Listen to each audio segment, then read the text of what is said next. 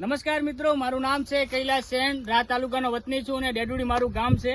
ઘણા સમયથી મારા ખેતરમાં શાકભાજી કરવાનું હું વિચારતો હતો, પણ એવું થતું હતું ને, આમાં ઘણું બધું એવું લાગતું કે આમાં ખર્ચો વધારે થશે. પણ તમને ખેડૂત મિત્રોને હું સમજાવું છું, આમાં વધારે ખર્ચો થતો નથી. એક તમારે જેટલો નાનો પ્લોટ હોય એમાં તમારે મલ્ચિંગનો સમજો તમે 2500-3000 ખર્ચો, અને પેલો ટપકનો 2500-3000, સરેરાશ તમારો 10 થી 15,000 ખર્ચો થશે. અને તમે સમજો કે અડધા વીઘામાં વાવશો ને તો તમને સારી મળતર થશે.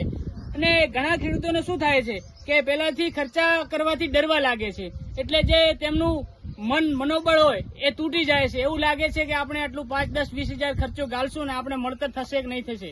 એ તો કુદરતના હાથમાં એ છે, આપણે મહેનત કરવી જરૂરી છે. મેં આ જુઓ ગુવાર સમજો કે 30 દિવસ પહેલા વાવ્યો હતો. આ ગુવારની ગ્રોથ જુઓ, અને આ ગુવાર હાલ ફળીઓ આવવાની કરાગર ઉપર છે. અને ઘણા સમયથી એવું હું વિચારી રહ્યો હતો કે આપણે આ થશે કે નહીં થશે, પણ કુદરતની મહેરબાનીથી ખૂબ સારો ગુવાર થયો છે. અને જગદીશભાઈ પૂરો પ્લોટ બતાવો. આમાં મારે સમજો 15-20,000 ખર્ચો થયો છે.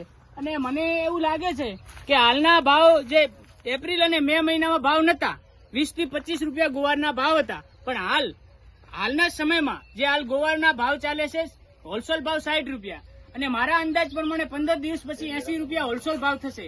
એટલે ઘણું ગભરાવાનું નહીં, એવું વિચારવાનું નહીં કે હાલ ભાવ નથી તો કાલે આપણને ભાવ નહીં મળે. ભાવનું શું, આજ નહીં તો કાલે આપણે મળી જશે.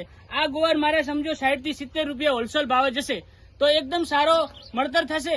અને ખેડૂત મિત્રોને એ જ કહું છું કે તમે સારી મહેનત કરતા રહો, અને ખરીફ પાક કરતા આ શાકભાજી અને બાગાયતી શાક વાવો, જેથી કરીને આપણને સારી મળતર થાય. ધન્યવાદ. જય માતાજી.